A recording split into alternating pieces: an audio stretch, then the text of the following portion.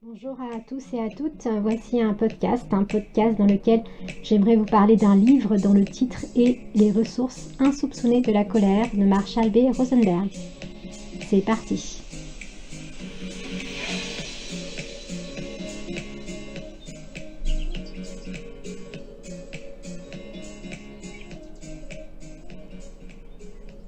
C'est un petit livre de poche d'environ 80 pages, donc rapide à lire, mais ô combien remuant et indispensable à notre exploration intérieure.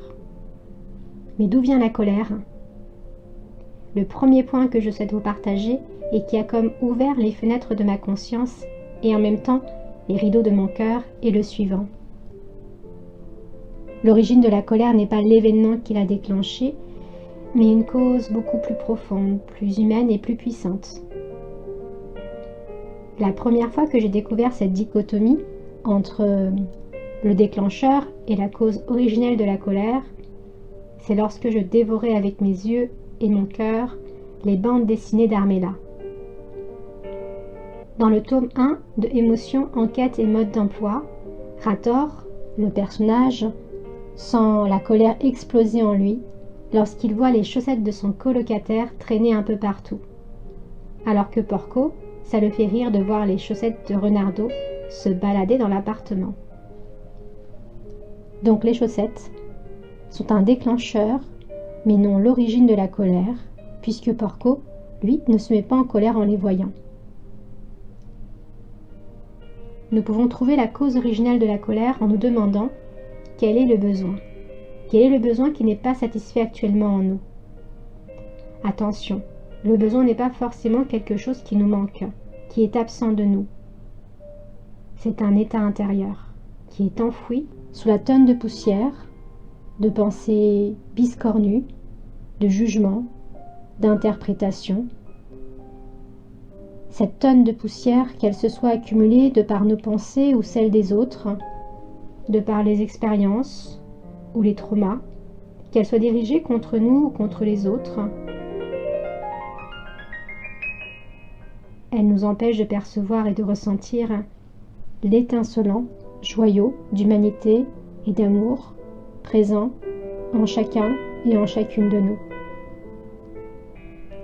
Les 4 champs des possibles selon la CNV, selon la communication non violente. En communication non violente, on a 4 possibilités quand une émotion éclabousse dans notre conscience. La première, nous savons qu'un besoin n'est pas satisfait et nous décidons de le satisfaire. C'est ok d'avoir des émotions. Je les accueille, j'en prends soin et je les libère avec amour. La deuxième possibilité, nous nous disons que c'est à cause de l'autre que nous ressentons ce que nous ressentons. Alors nous rendons l'autre coupable. Nous sommes donc dans une posture offensive ou défensive. Et nous nous coupons de l'autre et en même temps de nous-mêmes. Attention au risque du rôle de victime que nous pouvons nous attribuer et au risque de voir les événements à travers notre mental qui scinde toujours la situation en 2 camps et qui aime voir la vie en noir et blanc. La troisième possibilité. Nous nous disons que nous sommes fautifs ou fautives et que tout cela est de notre faute. Dans ce cas-là, que j'ai connu personnellement pendant longtemps, nous nous coupons de cette part que certains appellent l'enfant intérieur ou encore juste une part qui a besoin de notre compassion et de notre attention bienveillante. Et là, attention au risque du rôle de coupable que nous pouvons nous attribuer à nous-mêmes. Or, il n'est pas question d'être coupable ou pas. Soyons vraiment vigilants, vigilantes dans l'usage des mots, MOTS, qui peuvent très facilement se transformer en mots, MAUX. Il est question de responsabilité. Je suis responsable, nous sommes responsables. Je suis créateur, créatrice, nous sommes créateurs, créatrices de nos vies.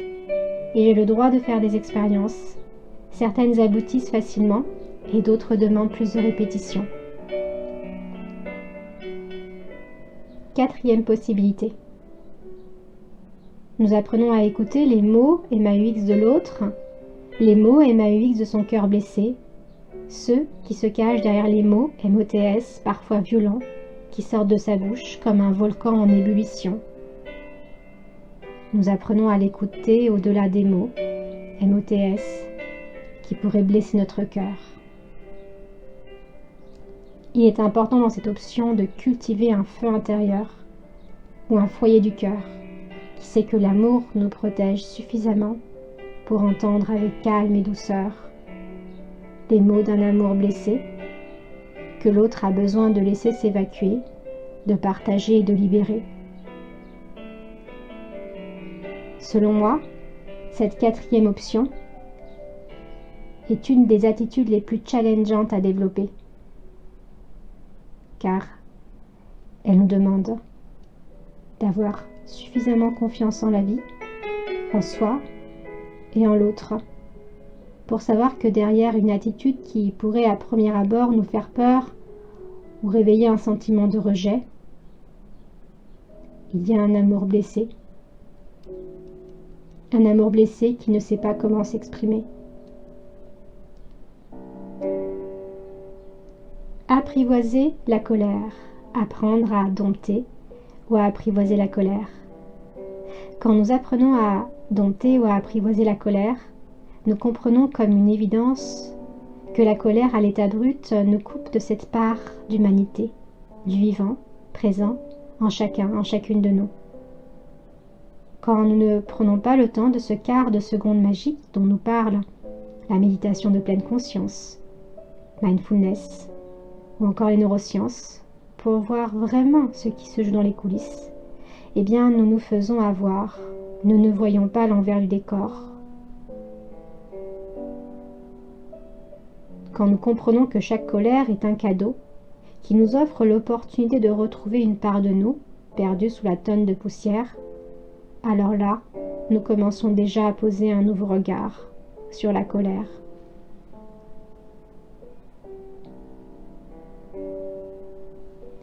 Pour commencer ce chemin passionnant, il est essentiel de ne pas se laisser happer par le mental, par son côté binaire et primitif. Qui dit « j'ai raison », il a tort.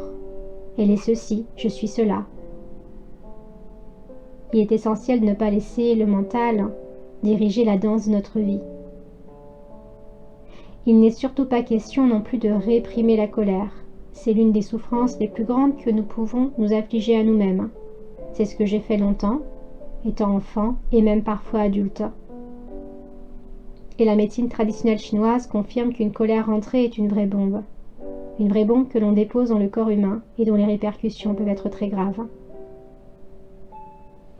Il est question de ressentir l'énergie de la colère et de marquer un temps de pause. De respirer avec ce qui est là, en se répétant « c'est ok, je suis humain, j'ai le droit de ressentir ce que je ressens. Oui, j'ai un besoin, là tout de suite maintenant, qui n'est pas respecté.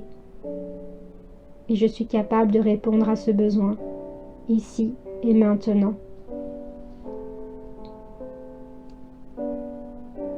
Je peux faire appel à tous les outils ou méthodes de libération émotionnelle, à condition qu'ils soient dans le respect de soi et des autres. L'un des défis de la colère est de prendre de la hauteur avec le mental, qui essaie à chaque fois de nous amener dans un camp, celui du gagnant ou du perdant. Le passage du taxi. Le passage avec le taxi m'a beaucoup touchée dans ce petit livre. Marshall se sent blessé par les propos d'un homme présent avec lui dans le taxi. Seulement au début, il ne partage pas ses sentiments. Il l'écoute avec patience, empathie et bienveillance, en lui demandant seulement « Que ressentez-vous ? De quoi avez-vous besoin ?» Et en faisant appel à la reformulation comme en écoute active, sans jugement, sans interprétation et sans conseil. Puis, lorsqu'il a senti que cet homme se sentait être entendu, compris et accueilli dans ses propos, Marshall finit par exprimer ses sentiments et ses besoins. Et il lui a demandé de reformuler son partage de ressenti. Et devinez quoi? Cet homme n'a pas du tout entendu et compris ce que Marshall lui a dit. Cet homme lui a répondu: « Vous pensez que je ne devrais pas tenir ce genre de propos, n'est-ce pas ?» Or Marshall a seulement dit: « J'ai souffert quand j'ai entendu ces propos, j'étais triste. » Il n'y avait donc aucun reproche. Or ce monsieur a déchiffré au début ce partage de ressenti de Marshall comme un reproche. Il n'est pas demandé à ce monsieur et aux personnes auxquelles nous parlons qu'ils ou qu'elles changent leur point de vue, simplement qu'ils ou qu'elles entendent ce qui se passe en nous lorsque nous partageons notre ressenti. Enfin, un dernier passage, et je crois que c'est mon préféré. Marshall nous confie avec honnêteté et transparence tout ce qui se passe en lui quand une femme lui adresse de nombreux jugements le dévalorisant. Il décrit sans vergogne et sans scrupule toutes les paroles ou violences verbales contre cette femme qui l'ont traversée et qu'il n'a pas dites, mais qu'il a vu défiler en lui. Il décrit minutieusement le passage de ces violences intérieures jusqu'à la relation apaisée et apaisante qu'il construit avec cette femme remplie de colère et d'amertume. Un voyage intérieur et extérieur que j'ai trouvé sensationnel et impressionnant. Il s'agit par ailleurs de Marshall B. Rosenberg, donc d'une personne qui expérimente et s'entraîne tous les jours. Tout cela pour vous dire que nous sommes humains, que nous pouvons voir, ressentir, toucher, goûter, entendre, sentir de la violence en nous, et c'est ok. C'est notre part sauvage et humaine, les traces d'un passé peut-être qui nous permet aussi parfois de nous protéger ou de poser des limites. Seulement c'est là, et à ce moment précis, de nous rappeler aussi que ce qui fait de nous des humains conscients, hautement développés, capables de naviguer entre différents états et niveaux de conscience, c'est à ce moment-là précis de nous rappeler notre volition première, celle de construire un monde nouveau et inspirant pour les enfants de demain, un monde respectueux du vivant, un monde en couleur, un monde qui fait place autant aux sensibles qu'aux rationnels, un monde qui voit la diversité et la différence comme une richesse plutôt qu'un danger, un monde où chaque être humain sache voyager à l'intérieur de soi pour y trouver et y découvrir les trésors qui y sont cachés et les partager à l'humanité.